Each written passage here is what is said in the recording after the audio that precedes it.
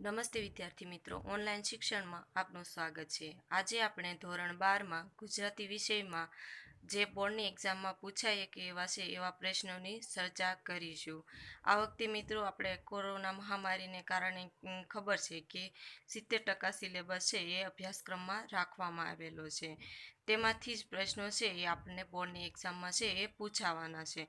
તો આ વખતે પેપરમાં પણ થોડો ફેરફાર કરેલો જોવા મળે છે. જેમ કે દર વખતે છે એ OMR પ્રશ્ન છે એ માત્ર 3 માર્ક્સના પૂછાતા હતા. જે આ વખતે છે એ પદ્યમાંથી 3 માર્ક્સ અને ગદ્યમાંથી 3 માર્ક્સ એમ ટોટલ 6 માર્ક્સના પ્રશ્નો છે એ OMR પ્રકારના પૂછાવાના છે. તેમાંથી છે એ તમને કૃતિનું નામ આપેલું હોય, એ કૃતિ કયા પુસ્તકમાંથી લેવામાં આવી છે, એ સંદર્ભ પુસ્તકનું નામ આપવાનું હોય છે. ઘણી વખત કવિ કે લેખકનું પૂરું નામ જણાવો, એ કવિ કે લેખકને મળેલા પુરસ્કારો, એ પાઠ્યપુસ્તકમાં જે કૃતિ આપેલી છે તે કયા પુસ્તકમાંથી લેવામાં આવી છે, એવા બધા છે એ તમને પ્રશ્ન પૂછાતા હોય છે. તો એના વિશેની આજે આપણે છે એ ચર્ચા કરીશું. જે બોર્ડની એક્ઝામમાં પૂછાઈ શકે એવા છે એવા પ્રશ્નો છે હું તમને અહીં છે એ લખાવડાવું છું. જોડે જોડે હું પ્રશ્ન બોલીશ અને જોડે તેનો આન્સર પણ તમને કહેતી જઈશ, જેથી તમારે સરળતા રહે, એટલે કે તમારે એ પ્રશ્ન છે એ તમને સારી રીતે સરળતાથી યાદ રહી જાય.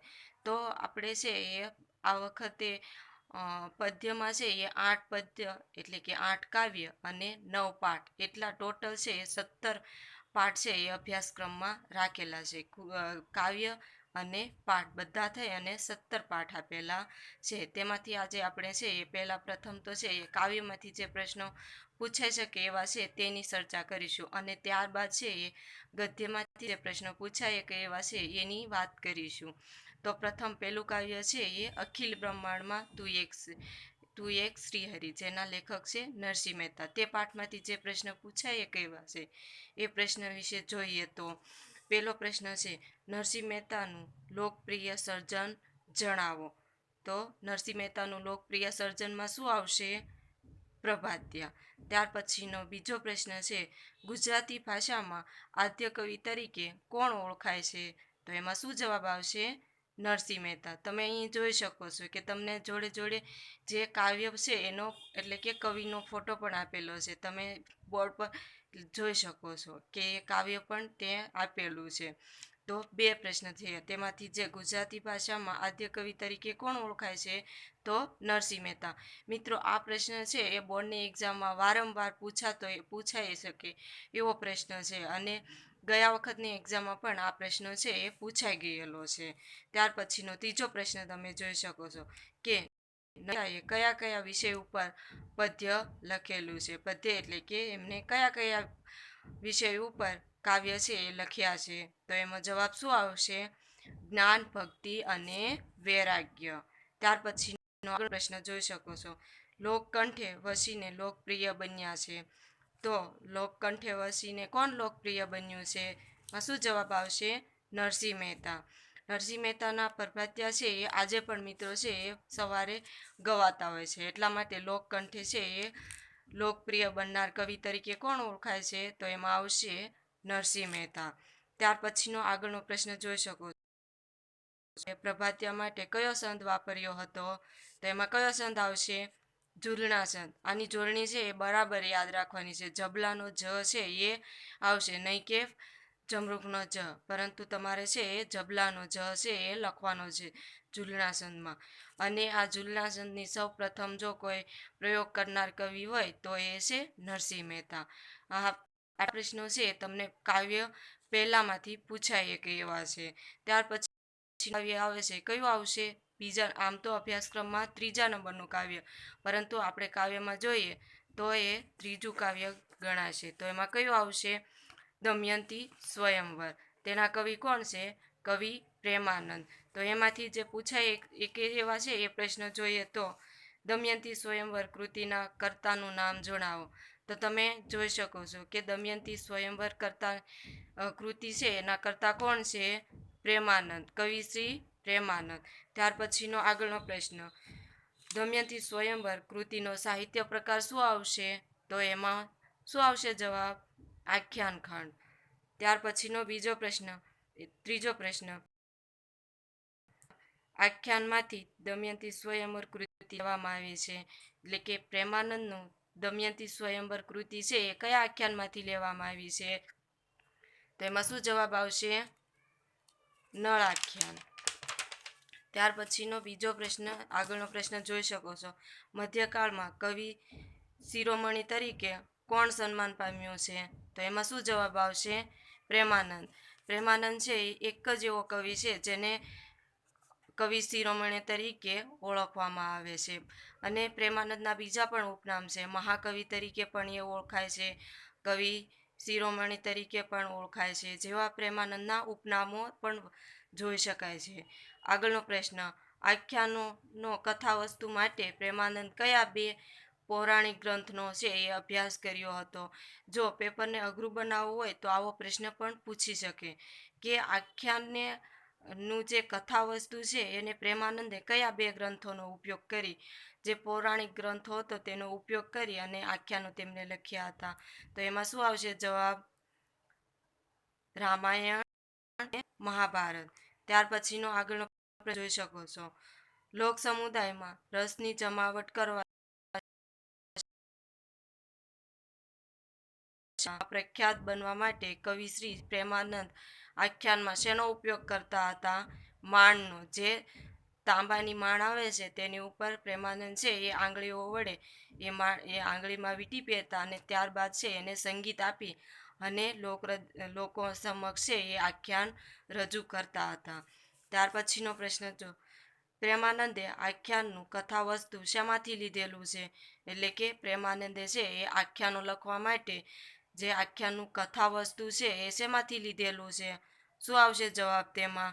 અહીં છે એ ખાસ ધ્યાન રાખજો. અહીં આપણા અભ્યાસક્રમમાં જે કૃતિ છે દમયંતી સ્વયંવર તે નળ આખ્યાનમાંથી લીધી છે, પરંતુ નળ આખ્યાન છે એ માત્ર એક આખ્યાન છે, પરંતુ એનો આધાર શેમાંથી લેવામાં આવ્યો છે? મહાભારતમાંથી. એટલે કે મોટાભાગના જે પ્રેમાનંદના આખ્યાનો છે એમણે 3 ગ્રંથોનો ઉપયોગ કર્યો છે. એક તો રામાયણ, મહાભારત અને પૌરાણિક ગ્રંથોનો ઉપયોગ કરી અને એમણે આખ્યાનો છે એ લખેલા છે. આવી રીતના છે એ આ દમયંતી સ્વયંવર કૃતિ છે એમાંથી પ્રશ્ન પૂછાઈ શકે એવા છે અને મોસ્ટ આઈએમપી પ્રશ્નો છે. મિત્રો, આટલા પ્રશ્નો જો તમે કરી નાખશો તો બોર્ડની એક્ઝામમાં આનાથી બહાર એક પણ પ્રશ્ન છે એ તમને પૂછાવાનો નથી. ત્યાર પછીનું જે કાવ્ય છે એ કયું કાવ્ય આવે છે? 5મા નંબરનું કાવ્ય રામબાણ. તો રામબાણ કૃતિના કર્તા છે એ કોણ આવશે? ધના ભગત. તેમાંથી કેવા પ્રશ્નો પૂછાય કે એવા છે તે આપણે જોઈએ. તો રામબાણ કૃતિનું સાહિત્ય પ્રકાર શું આવશે? એમાં પદ્ય અથવા તો ભજન. જે પ્રથમ પદ્ય કોને લખ્યા હતા? તો એમાં શું આવશે? નરસિંહ મહેતા. પરંતુ આપણી અભ્યાસક્રમમાં જે રામબાણ કૃતિ આવેલી છે તેનો સાહિત્ય પ્રકાર કયો આવશે? પદ્ય અથવા તો ભજન. ત્યાર પછીનો બીજો પ્રશ્ન, રામબાણ કૃતિના કવિનું નામ શું આવશે એમાં? તો શું આવશે એમાં? ધના ભગત. ત્યાર પછીનો, ધના ભગત કવિનું પૂરું નામ જણાવો. તો ધના ભગત કવિનું પૂરું નામ શું આવશે? ધના કેશવ કાકડિયા. એટલે કે એમનું પૂરું નામ છે એ ધના કેશવ કાકડિયા આપેલું છે, પરંતુ ઘણી વખત છે એ કેશવ છે એમને એ હરિભક્ત હતા, એટલે માટે છે એમને એમના પિતાજીનું નામ ઘણી વખત એવું પણ આપવામાં આવે છે કે ધના હરિભગત કાકડિયા, અને એવી રીતનું 2 રીતે એમનું પૂરું નામ છે એ આપેલું છે. ત્યાર પછીનો આગળનો પ્રશ્ન, ધના ભગતની સમાધિ ક્યાં આવેલી છે? આ પ્રશ્ન છે એ બોર્ડની એક્ઝામમાં પૂછાવાની પૂરેપૂરી શક્યતા છે. તો ભાવનગર જિલ્લાના ધોળા ગામમાં છે એ ધના હરિભગતની સમાધિ છે એ આવેલી છે. ત્યાર પછીનું કાવ્ય કયું આવશે? 7મા નંબરનું કાવ્ય, એટલે કે શ્યામ રંગ સમીપે. જે એના કોણ આવશે? એના કરતા છે એ દયારામ આવશે. એમાંથી કેવા પ્રશ્નો પૂછાઈ શકે એવા છે? મિત્રો, તમારે અહીં છે એ આ પ્રશ્નો હું જે બોલી રહી છું એ તમારે નોટબુકમાં લખવાના છે, એટલા માટે તમે ભૂલી ન જાઓ. એટલે જ્યારે તમારે બોર્ડની એક્ઝામમાં આ પ્રશ્નો છે એ પાકા કરવાના રહેશે. 7મા નંબરનું કાવ્ય શ્યામ રંગ સમીપે, કાવ્યના કવિનું નામ જણાવો. તો એના કવિનું નામ શું આવશે? કવિ દયારામ. ત્યાર પછીનો આગળનો પ્રશ્ન, દયારામનું ઉપનામ શું આપેલું છે? અહીં એનું ઉપનામ છે એ તમને પુસ્તકમાં પણ મળવાનું નથી, એટલે આ ઉપનામ છે એમનું ખાસ તમારે ધ્યાન રાખવાનું છે. શું આવશે એમાં? દયા સખી. શું કામ તેમને દયા સખી શું કામ કહેવામાં આવે છે? કે તેમણે જેટલા પણ ભજનો એટલે કે જેટલા પણ ગરબી લખી છે, ગરબીનો સાહિત્ય સ્વરૂપ સૌપ્રથમ આપનાર છે એ દયારામ છે, અને તેમણે કૃષ્ણ ભક્તિના બધા જ ગરબીઓ છે એ લખી છે, એટલા માટે એમને દયા સખીના નામથી ઓળખવામાં આવે છે. ત્યાર પછીનો આગળનો પ્રશ્ન, શ્યામરંગ સમીપે કૃતિનો સાહિત્ય પ્રકાર જણાવો. શું છે? શ્યામરંગ સમીપે કૃતિનો સાહિત્ય પ્રકાર જણાવો. તો એમાં શું આવશે જવાબ? ગરબી. ત્યાર પછીનો આગળનો પ્રશ્ન, ગરબીઓ શાથી લોકપ્રિય બની છે? તો ગરબીઓ છે એ લોકપ્રિય કેવી રીતે બની છે?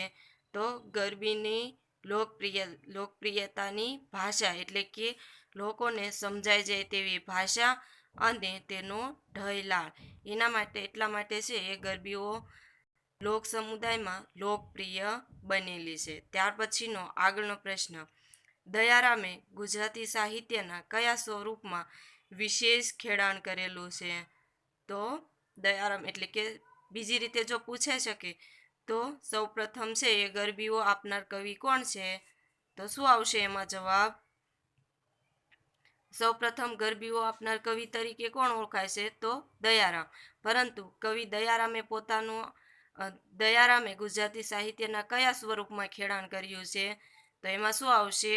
ગરબીઓ. ત્યાર પછીનો આગળનો પ્રશ્ન, કવિ દયારામે પોતાનું આખું જીવન કોને સમર્પી દીધું હતું? એટલે કે દયારામ છે એને પોતાનું આખું જીવન કોની ભક્તિમાં સમર્પણ કરેલું છે? તો શું આવશે એમાં જવાબ? કૃષ્ણ ભક્તિ. આ બધા જ પ્રશ્નો છે એ આપણે જ્યારે કાવ્યની સમજૂતી આપતા હતા એટલે કે કાવ્ય ભણ્યા હતા ત્યારે બધા જ પ્રશ્નો છે એ તમને કરાવી દીધેલા છે, પરંતુ આ ઓએમઆર પ્રકારના એટલે કે ઓબ્જેક્ટિવ પ્રકારના પ્રશ્નો છે એ તમારે આવી રીતના બોર્ડની એક્ઝામમાં પૂછાય કે એવા છે. ત્યાર પછીનું કાવ્ય કયું આવશે? 9મા નંબરનું કાવ્ય. એનું નામ શું આપેલું છે? ભવના અબોલા. અને અજ્ઞાત એટલે કે એમાં કોઈ કવિ નથી, અને એનો સાહિત્ય પ્રકાર શું આવશે? લોકગીત. તો એમાંથી કેવા પ્રશ્ન આવશે? લોકગીત એ કયા સાહિત્યનો પદ્ય પ્રકાર છે? પદ્ય એટલે કાવ્ય.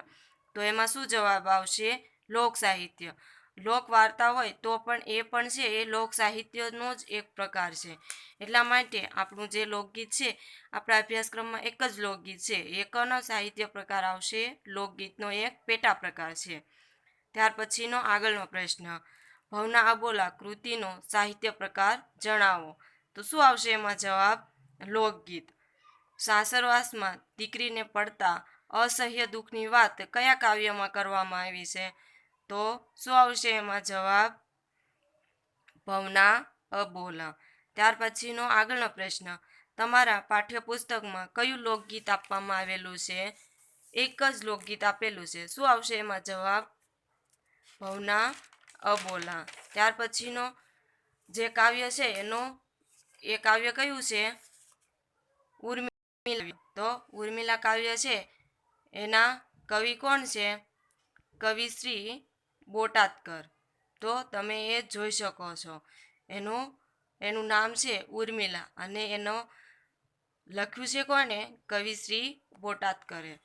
તો ઉર્મિલા કાવ્યનો સાહિત્ય પ્રકાર જણાવો. તો એનો સાહિત્ય પ્રકાર શું આવશે? બોટાદકર. અને સૌ પ્રથમ આપણે ત્યાં ખંડ કાવ્ય લખવાની શરૂઆત કોને કરી હતી? કાંતે. એટલે કે અલગ અલગ ખંડમાં છે એ કાવ્ય લખાયેલું હોય એટલા માટે એને ખંડ કાવ્ય કહેવાય. ખંડ કાવ્ય વિશેની પૂરી સમજૂતી છે એ આપણે ક્લાસમાં મેળવી લીધી છે. ત્યાર પછીનો બીજો પ્રશ્ન જોઈ શકો છો, કવિ શ્રી બોટાદકર રચિત કઈ કૃતિ તમે ભણ્યા છો? તો એમાં શું આવશે જવાબ? ઉર્મિલા. ત્યાર પછીનો આગળનો પ્રશ્ન, ગુજરાતી કાવ્ય સાહિત્યમાં કોણે પ્રકૃતિ, ગૃહજીવન, ગ્રામ્ય જીવન સુસારી રીતે ઢાળ્યા છે? એટલે કે પ્રકૃતિ અને ગૃહજીવનને વિષય બનાવીને કોણે કાવ્ય લખ્યા છે? તો એમાં શું જવાબ આવશે? કવિ શ્રી બોટાદકર. કવિશ્રી બોટાદકરનું પૂરું નામ જણાવો. તો એમનું પૂરું નામ શું આવશે? દામોદરદાસ ખુશાલદાસ બોટાદકર.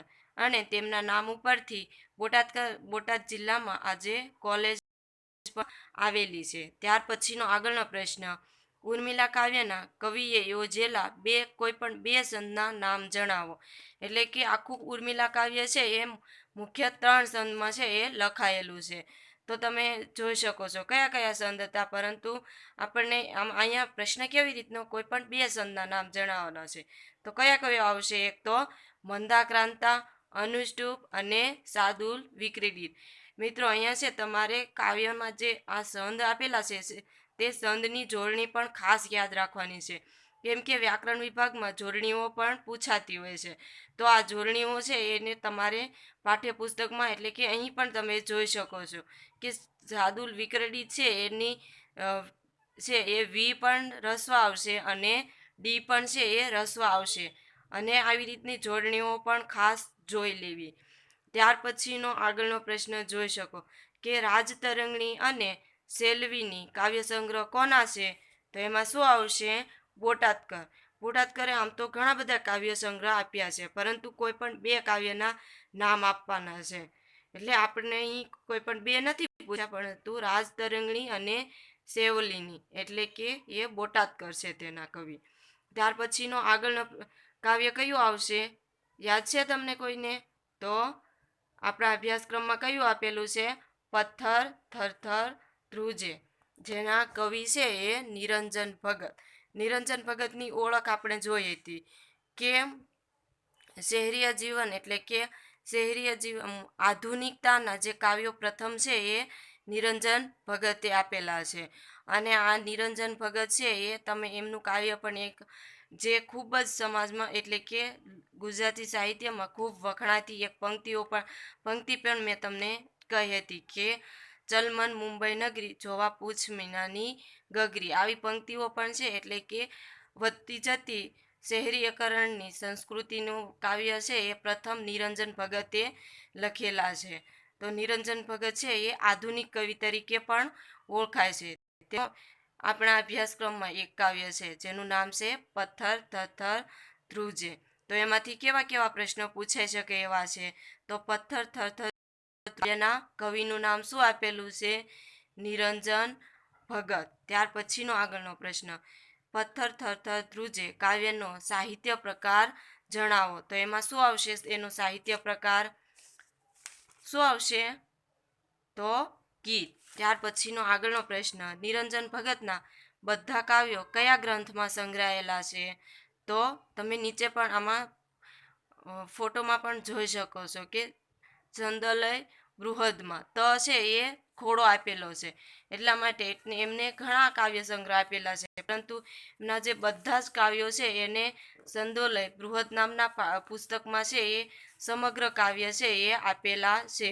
ત્યાર પછીનો આગળનો પ્રશ્ન, પથ્થર થરથર ધ્રુજે કયા કાવ્ય સંગ્રહમાંથી લેવામાં આવ્યો છે? ઉપર જ આપણે એનો જવાબ બોલી ગયા, તો સંદોલય બૃહદમાં.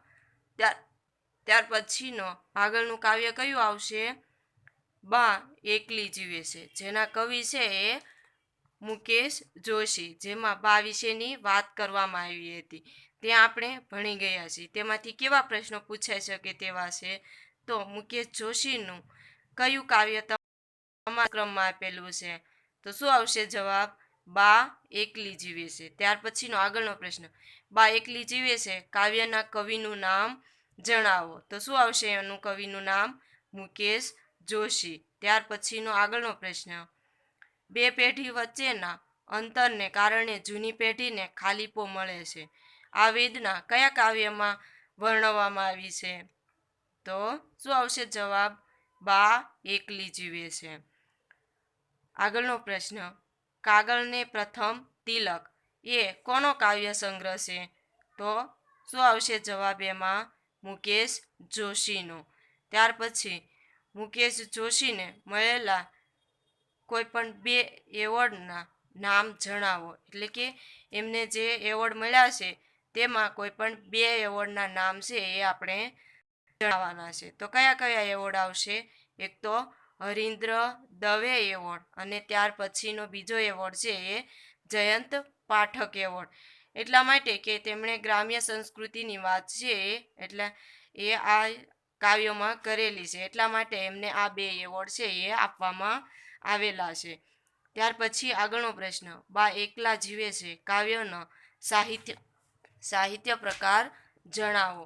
તો બા એકલી જીવે છે તેનો સાહિત્ય પ્રકાર કયો આવશે?